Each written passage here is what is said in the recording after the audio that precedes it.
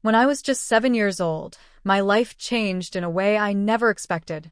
One day, my parents, who rarely had kind words for me, got angry and kicked me out of the house. They had always favored my younger brother, Renzo, making me feel like I didn't belong. Wandering the dark streets that night, I felt scared, lonely, and completely lost. Then, out of nowhere, a kind woman approached me and took me in.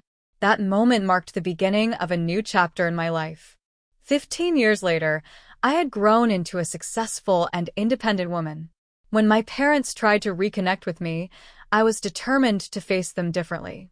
I wanted to rewrite the story of my life, one where I had the power to change everything. I grew up in a wealthy family in Los Angeles. My parents, Mr. and Mrs. Finnick, were both high-powered attorneys who thrived on their careers and social status. Our financial stability should have meant a secure childhood, but I often felt like a shadow in my own home. They idolized Renzo, who excelled in school and seemed to effortlessly earn their praise. On the other hand, I struggled to meet their high expectations. No matter how hard I tried, nothing I did seemed good enough. I was neglected and mistreated, constantly reminded that I was a disappointment. My name is Opal, and this is the story of how my life took a drastic turn. It all began when I was 7. One afternoon, I came home from school with my test results. I had studied hard, hoping to impress my parents, but I hadn't gotten the grade they wanted. That evening, I overheard them arguing in the living room. "She's a disappointment," my mother shouted. "We've given her every opportunity, and what do we get in return?" I froze outside my bedroom door, tears streaming down my face. I wanted to scream, "Why can't you understand? I'm trying."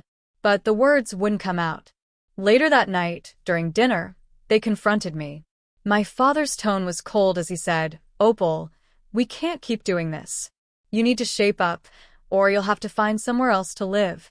At first, I thought he was joking, but the serious look on his face made my heart drop. "Where will I go?" I whispered, my voice trembling. "Figure it out," he replied harshly. I felt the weight of their rejection crushing me as I packed a small bag. I had nowhere to go, but I couldn't stay there anymore.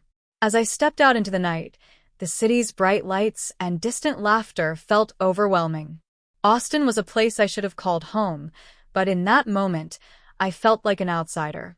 Alone and frightened, I wandered aimlessly for hours. Just when I thought all hope was lost, I saw a familiar face, my Aunt Vesper. Concern was written all over her face as she hurried toward me. "Opal, what are you doing here?" she asked. I didn't know where else to go, I admitted, my voice shaky. Without hesitation, she pulled me into a comforting hug. "Come with me," she said softly. "You're safe now." Vesper, who was 35 at the time, worked as a restaurant manager. She had always been my safe haven, the one person who truly believed in me. She took me to her small apartment and made me a warm bowl of soup. "I was so worried about you," she said, her voice soothing. "You can stay with me for as long as you need." Living with Vesper changed everything. She became the mother figure I had always longed for, filling the emotional emptiness my parents had left behind. "You're smart, Opal. You can do anything you set your mind to," she often told me. Her unwavering support gave me the strength to focus on my studies. I worked harder than ever, determined to prove that I was capable of achieving success on my own. With her encouragement, I started to believe in myself. Meanwhile, my brother Renzo was beginning to feel the pressure of our parents' high expectations. One evening, I found him sitting alone on the steps of our old family home, strumming his guitar. "Hey," I said, sitting down beside him. "Are you okay?" He sighed and shook his head. "Just thinking. Mom and Dad want me to follow in their footsteps, but I don't want to be a lawyer. I want to do music. It feels like they don't even care about what I want." Hearing his frustration made me realize that even he wasn't immune to the weight of their expectations. For the first time, I saw him not as the favored child, but as someone trapped in his own struggles. That night marked a turning point for both of us. With the love and support of my Aunt Vesper, I had started to rebuild my life, proving that I was stronger than the challenges I had faced. And now I could see that even Renzo needed someone to believe in him too. Together, we began to navigate the complicated dynamics of our family, determined to find our own paths and create lives filled with meaning and happiness. I understand, I said softly, feeling the weight of Renzo's struggle. You have to follow your passion, Renzo. You deserve to be happy. He sighed, his fingers gently strumming his guitar. But they'll be so mad. It's like they'll never accept this. Maybe it's time to stand up for yourself, I suggested, hoping my words would give him the courage he needed. If I could find a way to move forward, so can you. Renzo nodded slowly, but the doubt in his eyes lingered. Under Aunt Vesper's care, my life began to change for the better. Her encouragement and belief in me gave me the strength I had never felt before. I started excelling in school, pouring my energy into my studies. Vesper was always there, cheering me on and reminding me of my potential. Meanwhile, things at home only got worse for Renzo. He had decided to enroll in a performing arts school, defying our parents' expectations that he follow their path into law. When they found out, the fallout was unforgettable. One evening, I came home from school to find a heated argument erupting in the living room. My father's face was flushed with anger as he yelled at Renzo. "You're throwing your life away," Mr. Finnick bellowed. "No, Dad. I'm finally doing what I love," Renzo said, his voice rising in defiance. "That's not how we raised you," my mother snapped. "You're wasting your potential." I stood frozen in the doorway, my heart racing. I couldn't stay silent. "This isn't fair," I shouted, stepping into the room. "Renzo has the right to choose his own path." My father's glare turned toward me. "Stay out of this, Opal. You've done enough damage already." His words stung, but they also solidified what I had known for a long time. My parents' control was suffocating, and their inability to see us as individuals was toxic. Renzo stood his ground, but the tension in the room was unbearable. It was clear that our parents were unwilling to accept our choices, no matter how much it hurt us. Back at Vesper's apartment, life was warm and full of hope. Her small home was cozy, filled with laughter and the comforting smell of home-cooked meals. It was everything my childhood home had never been. "You're going to be a doctor one day. I just know it," Vesper said one evening as she helped me with my homework. "You have the heart for it." Her words ignited something in me. For the first time, I truly believed I could achieve something great. I threw myself into my studies with a determination I didn't know I had.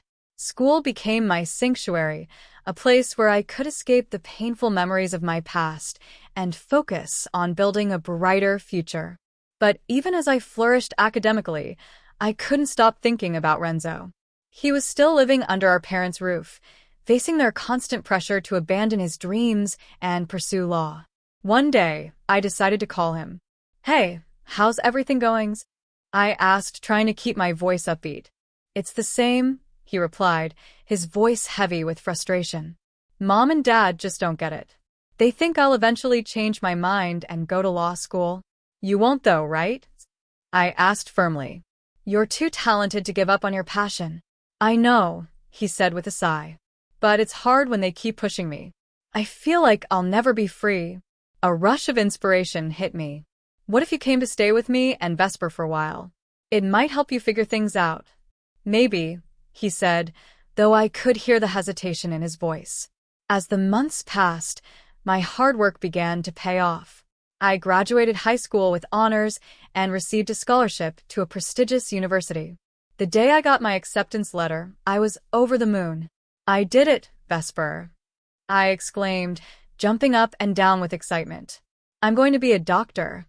Vesper hugged me tightly, tears of pride shining in her eyes. "I always knew you could do it, Opal. You've worked so hard, and you deserve this." Her words meant everything to me. But even in that joyful moment, a shadow of fear lingered.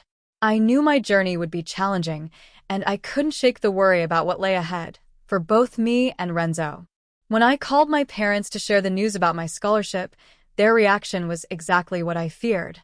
"That's great, Opal," my father said flatly. "But remember, medical school is tough. You'll have to be perfect." I clenched my fists, fighting back tears. I wanted them to be proud of me, to acknowledge how hard I had worked. But instead, they turned my accomplishment into another pressure-filled obligation. Why can't you just be proud of hers? Vesper interjected, frustration bubbling over.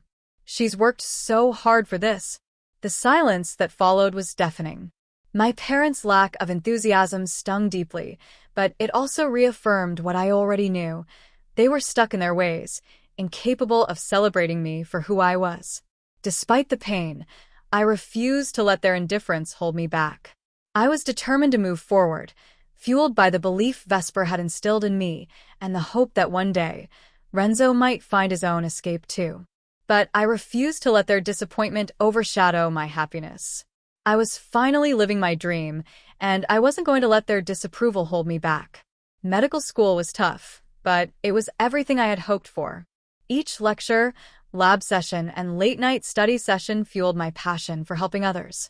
I thrived on the challenges, pushing myself harder every day. During those long nights of studying, I often got texts from Renzo. He was carving out his own path, and I could sense his struggles in his words. Just finished another song, he wrote one evening. It's about breaking free from expectations. I can't wait to hear it, I replied, feeling a swell of pride for him.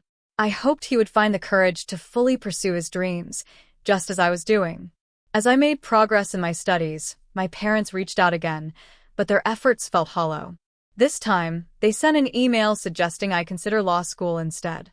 Opal, think about what a law degree could mean for your future, the email read. We're willing to help with tuition. Anger bubbled up inside me as I read their words. I slammed my fist on the desk, yelling at the screen. I'm not interested in being a lawyer. I'm going to be a doctor. Vesper found me in that moment of frustration. What's wrong? She asked, her face full of concern. They think I should drop everything and follow their path, I replied, my voice trembling with anger. It's like they can't accept who I really am. Vesper placed a comforting hand on my shoulder.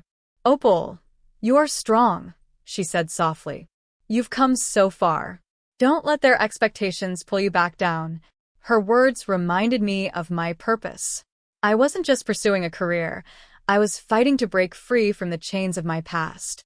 With Vesper's encouragement, I threw myself even deeper into my studies. Medical school gave me a sense of belonging I had never felt before. I was surrounded by people who shared my dreams, and for the first time, I felt like I was exactly where I was meant to be. My passion for helping children grew stronger, and each step I took toward becoming a doctor filled me with purpose. Yet, even as I thrived in this new world, the shadow of my childhood lingered. My parents' occasional emails served as unwelcome reminders of their expectations. Each message was filled with subtle suggestions that I consider a career in law, and each one reignited old frustrations. One evening, as I was studying for an upcoming exam, my phone buzzed. It was a text from Renzo. Can we talk? I need to figure things out. Concern washed over me. Of course. Come over, I replied. When Renzo arrived, he looked more stressed than I had ever seen him. His usually confident demeanor was replaced with exhaustion. I can't take it anymore, Opal, he confessed, running a hand through his hair. Mom and Dad are relentless. They think I'm wasting my life away with music. You know that's not true, I said gently. You're incredibly talented, Renzo. You deserve to follow your passion. I know, he replied with a heavy sigh. But every time I try to talk to them, it's like I'm speaking to a wall. They just don't get it. I could see the pain in his eyes, and it broke my heart. I knew exactly how he felt, the suffocating weight of trying to meet impossible expectations. Maybe it's time to stand up to them, I suggested. You deserve to be happy, Renzo. He nodded slowly, but I could see the hesitation in his expression. I don't want to lose them completely, he admitted. Sometimes you have to take a stand for yourself, I said, my voice firm but encouraging. I had to do the same. It's hard, but you'll be better for it. The days turned into weeks, and I immersed myself in my studies, but the tension with my parents hung in the air like a storm waiting to break. I knew that eventually, I would have to face them. One evening, the inevitable happened. I received a phone call from my mother. We'd like to have a family dinner, she said. It's important. A knot formed in my stomach, but I forced myself to stay calm. Sure, I replied cautiously, unsure of what to expect. The dinner was set for a few days later. As the date approached, a mix of anxiety and anticipation filled me. Part of me hoped this would be a chance to reconcile, to finally find some understanding. But another part of me braced for the worst, another round of disappointment. When the day arrived, I dressed carefully, trying to calm my nerves. I knew this dinner could be a turning point, but I didn't know which direction it would take. Would they finally accept me and Renzo for who we were? Or would this be yet another painful reminder of the distance between us? I stepped into the restaurant, my heart pounding, ready to face whatever was waiting for me. I arrived at the restaurant early, my nerves on edge as I waited for my parents. My heart pounded in my chest, and I could feel a mix of anxiety and determination bubbling within me. When Mr. and Mrs. Finnick finally walked in, they looked just as composed and imposing as ever. They sat across from me, and the tension in the air was palpable. "Thank you for coming," my mother began, her tone cool and distant. "We wanted to talk about our family and our future." "Okay," I said cautiously, keeping my tone neutral, though my chest tightened. "I've been doing some thinking," my father said, leaning forward with his signature air of authority. "About your education and your future. We believe it's time for you to seriously consider law school." My heart sank. I had expected something like this, but hearing it still felt like a punch to the gut. "I've told you before, Dad, I want to be a doctor. That's my passion," I replied firmly. "Passion doesn't pay the bills," he snapped, his frustration seeping into his voice. "You need to think practically." "Practicality isn't everything," I shot back, my voice trembling with anger. "I've worked so hard to get where I am, and I won't let you push me into a career I don't want." The tension at the table was unbearable, and I noticed a few heads turning from nearby diners, drawn to the heated exchange. "Opal, we only want what's best for you," my mother said, her voice trembling slightly, though her words felt rehearsed. "But you're not making smart choices." "No, you're not listening," I yelled, unable to hold back my emotions any longer. "You've never listened. My entire life, you've dictated my worth based on grades and achievements. I'm done." At that moment, Renzo walked into the restaurant, drawn by the commotion. His eyes widened as he spotted me, and he rushed over. "What's going on?" he asked, concern etched on his face. "Just a family discussion," my father said dismissively, but the tension in his tone betrayed him. "This doesn't look like family," Renzo replied, glaring at them. "You can't keep doing this. To her, to us. What do you know about families?" my mother snapped, her voice harsh and defensive. "More than you think." Renzo shot back, his voice rising. He stepped closer to me, standing by my side. "Opal deserves support, not judgment. We both do." In that moment, something inside me broke. All the years of rejection, frustration, and pain came rushing to the surface. I had spent my whole life chasing their approval, only to find it was always just out of reach. Now I was done. "I'm done trying to live up to your standards," I shouted, my voice trembling but strong. "I'm finally happy, and I refuse to let you take that away from me." The restaurant went silent. All eyes were on us, but I didn't care. I had laid my emotions bare, exposing years of bottled-up hurt. Renzo stood beside me, his presence grounding me. I glanced at my parents, who seemed stunned, their usual composure shattered. "Opal, this isn't how you should talk to us," my father finally said, his voice trembling slightly. "Why not?" I shot back, still fuming. "I've spent my entire life trying to please you, and it's only made me feel worse. I'm not a disappointment. I'm doing what I love." Renzo turned to our parents, his eyes blazing with determination. "You need to understand that pushing us into careers we don't want isn't love. It's control." My mother's harsh demeanor cracked, and for the first time, I saw real emotion in her eyes. "We thought we were doing what was best for you," she said quietly, her voice tinged with regret. "Best for us or best for you?" I countered, my voice steady and firm. You've never seen us for who we really are. You only see your expectations.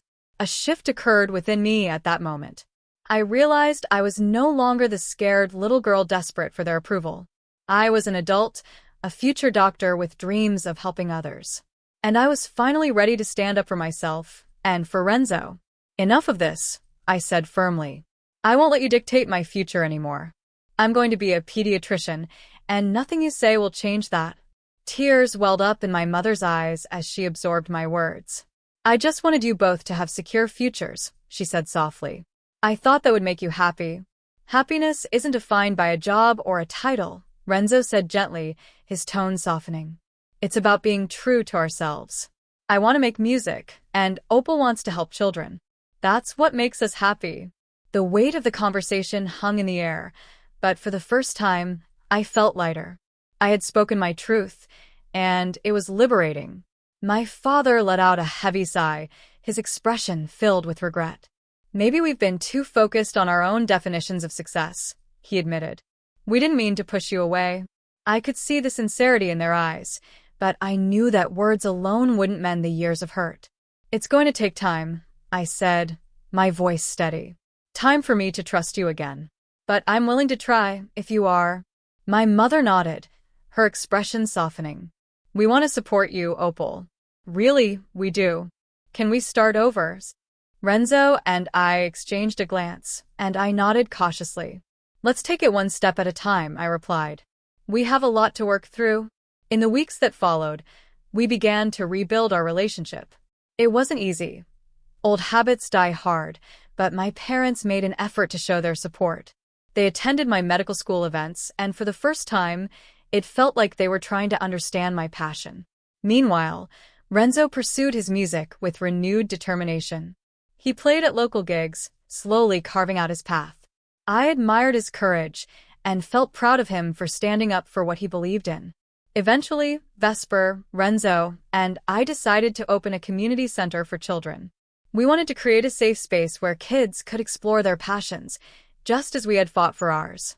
On the day of the grand opening, as I stood surrounded by smiling faces, I felt a profound sense of fulfillment.